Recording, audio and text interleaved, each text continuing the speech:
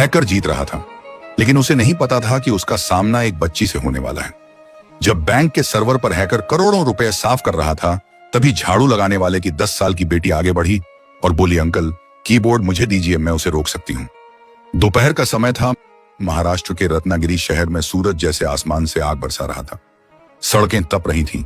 लोग जल्दी जल्दी अपने काम निपटाने की कोशिश कर रहे थे, लेकिन शहर के सबसे बड़े बैंक के अंदर जो गर्मी थी वह मौसम की वजह से नहीं थी। वहां डर था, घबराहट थी और सबसे ज्यादा था गुस्सा। बैंक के कैश काउंटर के सामने लंबी लंबी कतारें लगी थी। किसान अपनी पगड़ी संभालते हुए बार बार पूछ रहे थे, भाई पैसे मिलेंगे या नहीं। एक व्यापारी बार बार मोबाइल देख रहा था, उसे आज ही बड़ा भुगतान करना था। एक माँ अपने बेटे का हाथ पकड़े खड़ी थी, उसे स्कूल की फीस भरनी थी। लेकिन हर काउंटर पर बस एक ही जवाब मिल रहा था, सिस्टम काम नहीं कर रहा। सुबह से बैंक का पूरा सर्वर ठप पड़ा था। कंप्यूटर स्क्रीन पर अजीब अजीब संदेश आ रहे थे। कर्मचारी परेशान थे, ग्राहक गुस्से में थे। मैनेजर श्रीनिवास का हाल सबसे बुरा था। उनकी शर्ट पूरी तरह पसीने से भीग चुकी थी। वह बार बार भीड़ को समझाने की कोशिश कर रहे थे, कृपया शांत रहिए, हेड ऑफिस से आईटी एक्सपर्ट आ रहे हैं, सब ठीक हो जाएगा। लेकिन भीड़ को भरोसा नहीं हो रहा था। हमारा पैसा सुरक्षित है ना? कहीं बैंक बंद तो नहीं हो जाएगा? अगर सिस्टम ही बंद है तो हमारा पैसा कहां गया? हर सवाल के साथ माहौल और भारी होता जा रहा था। इसी अफरा तफरी के बीच बैंक का सफाई कर्मचारी राजेश अंदर आया। उसके हाथ में झाड़ू थी और उसके साथ ही उसकी 10 साल की छोटी सी बेटी प्रियंका। आज स्कूल की छुट्टी जल्दी हो गई थी, इसलिए वह उसे अपने साथ बैंक ले आया था। प्रियंका ने अंदर आते ही भीड़ देखी। लोगों के चेहरे पर चिंता थी, आवाजें तेज थीं, माहौल अजीब था। उसने धीरे से अपने पापा का हाथ खींचा। पापा, ये सब लोग इतने गुस्से में क्यों हैं? राजेश ने थकी हुई मुस्कान दी। कंप्यूटर खराब हो गया है बेटा, इसीलिए सबका काम रुक गया है। फिर उसने बैंक के एक कोने की तरफ इशारा किया।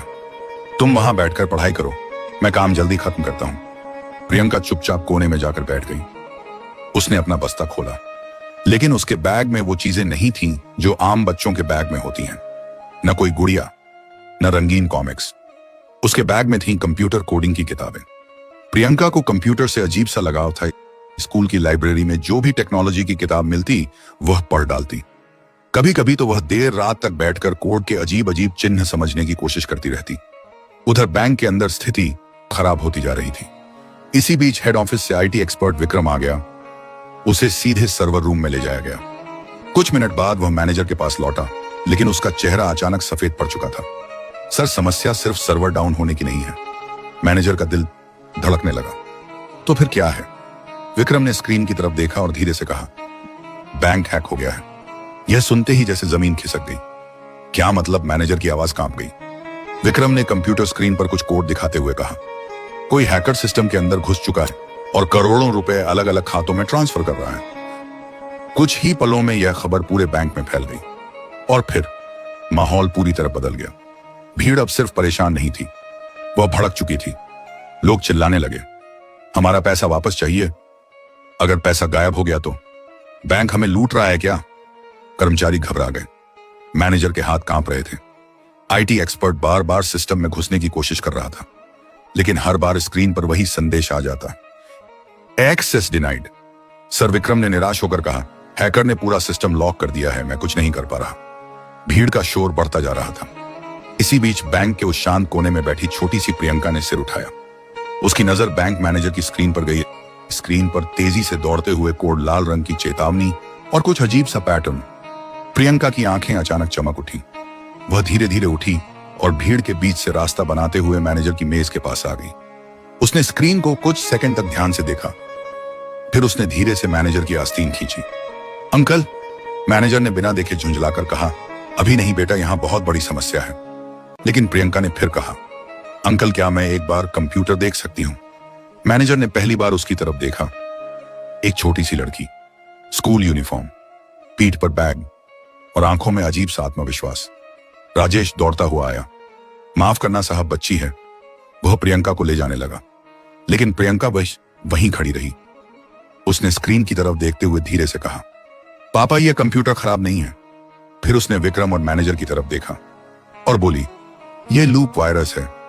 कुछ पल के लिए पूरा बैंक जैसे शांत हो गया। फिर उसने धीरे से कहा, अगर आप चाहें तो मैं इसे रोकने की कोशिश कर सकती हूं। मैनेजर और विक्रम ने एक दूसरे की तरफ देखा। भीड़ का शोर अब भी गूंज रहा था, लेकिन उस पल सब कुछ जैसे थम गया। विक्रम ने झुककर प्रियंका की आंखों में देखा। उसे मजाक नहीं लगा, उसकी आवाज में भरोसा था। विक्रम ने धीरे से कहा, तुम्हें पता है तुम क्या कह रही हो? प्रियंका ने बिना झिझक सिर हिला दिया। यह लूप वायरस है, यह खुद को बार बार रन कर रहा है और हर बार नए ट्रांजैक्शन ट्रिगर कर रहा है। विक्रम की सांस जैसे अटक गई। उसने तुरंत कुर्सी पीछे खिसकाई। ठीक है, बैठो। पूरा बैंक हैरानी से देख रहा था। एक छोटी सी बच्ची अब सिस्टम के सामने बैठ चुकी थी।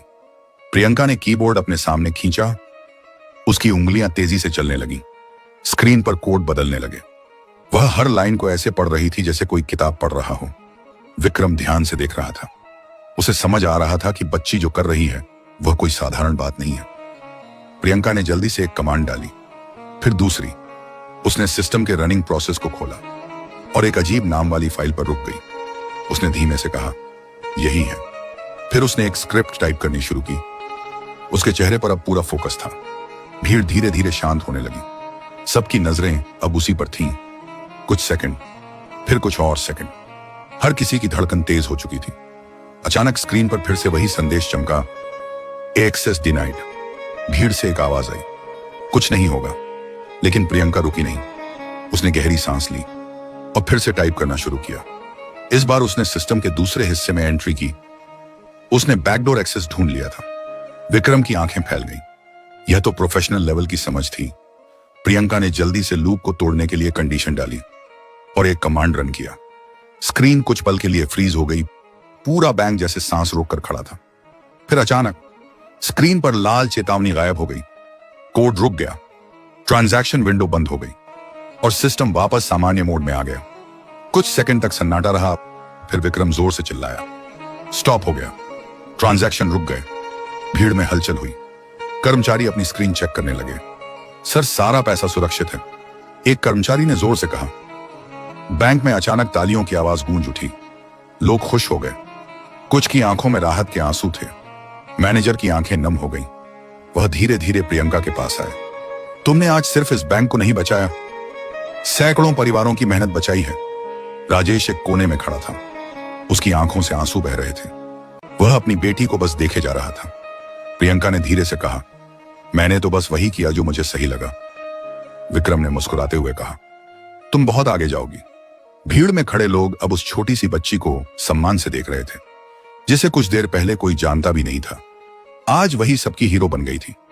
उस दिन बैंक में सिर्फ एक हैकर नहीं हारा था, बल्कि एक सच्चाई सामने आई थी। काबिलियत उम्र की मोहताज नहीं होती और टैलेंट किसी भी कोने से निकल सकता है। बैंक में तालियों की गूंज अभी भी थमी नहीं थी। हर कोई उस छोटी सी बच्ची को देख रहा था जिसने कुछ ही मिनटों में सब कुछ बदल दिया। लेकिन प्रियंका की नजर अब भी स्क्रीन पर थी।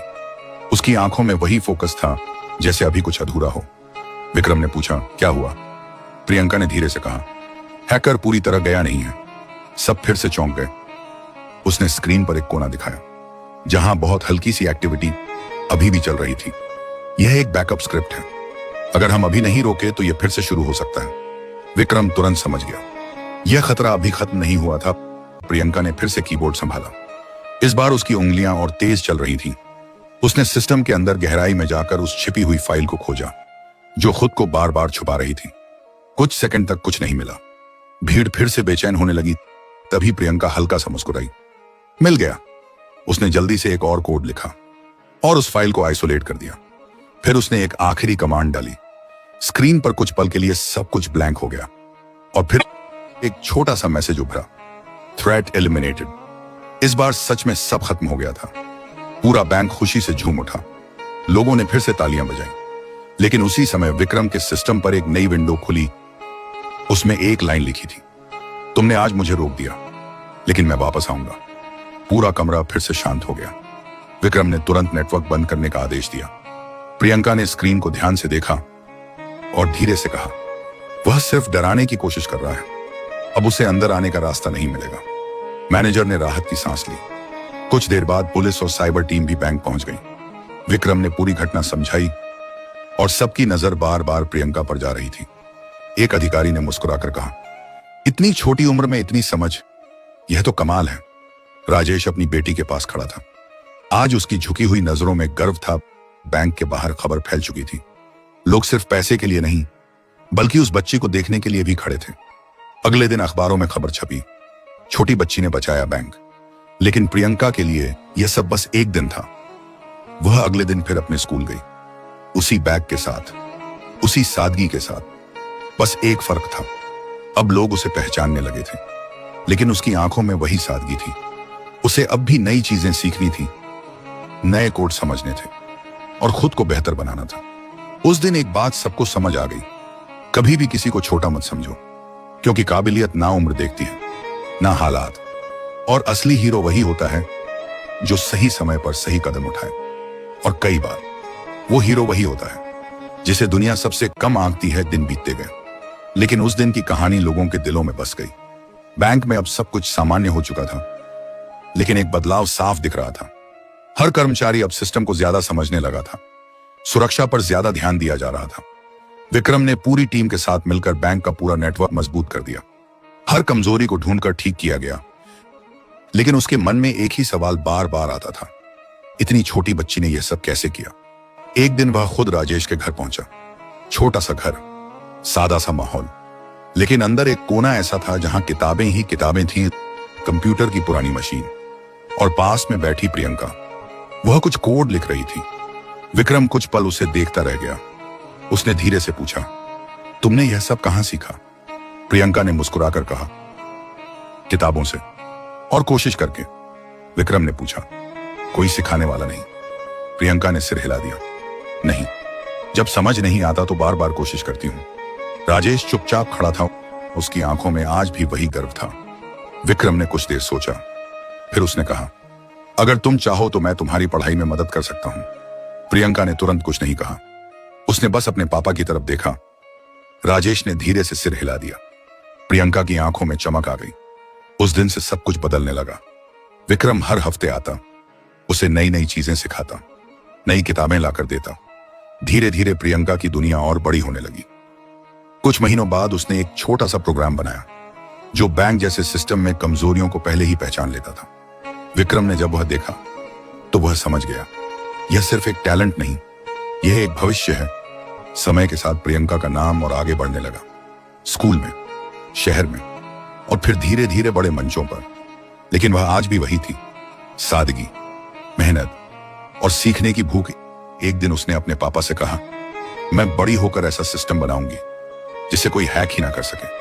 राजेश ने उसकी बात सुनी और बस मुस्कुरा दिया। उसे पता था, उसकी बेटी जो ठान लेती है वह करके दिखाती है। और सच में कई सालों बाद जब लोग साइबर सुरक्षा की बात करते तो एक नाम सबसे आगे आता, प्रियंका। वह अब सिर्फ एक लड़की नहीं रही थी, वह उन लाखों लोगों की उम्मीद बन चुकी थी जो यह मानते थे कि हालात चाहे जैसे भी हों, अगर इरादे मजबूत हों तो कोई भी सपना दूर नहीं होता। और उस दिन बैंक में खड़ी वह छोटी सी बच्ची आज भी लोगों को यह सिखा रही थी कि असली ताकत हमारे अंदर होती है, बस उसे पहचानने की जरूरत होती है। क्या गरीब घर से आने वाला बच्चा भी बड़ा कमाल कर सकता है? अगर आप मानते हैं कि टैलेंट उम्र नहीं देखता तो इसे जरूर शेयर करें।